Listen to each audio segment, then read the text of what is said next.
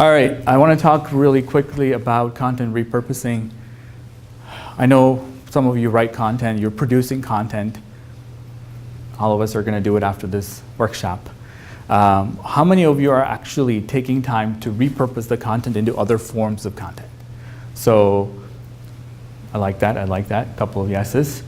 Okay, excellent. Because what I'm saying is that we put so much energy, we hire a copywriter.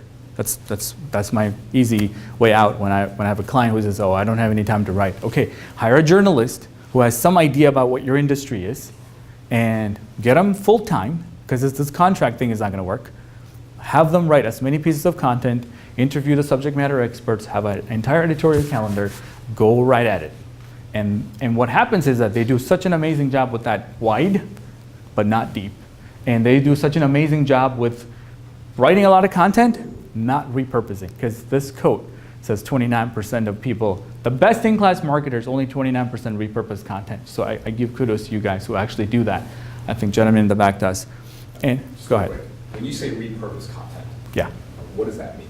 Absolutely. Great question. I should have asked that first. Repurpose content simply means that you have that first blog post or whatever that original content is. So today, my content here is the presentation. Yeah. So I can go back and turn this into 15 blog posts. Okay. Because the content still remains the same. It doesn't change from word or text to video or whatever else. Tina's back there is going to tweet it out. So that's the same content.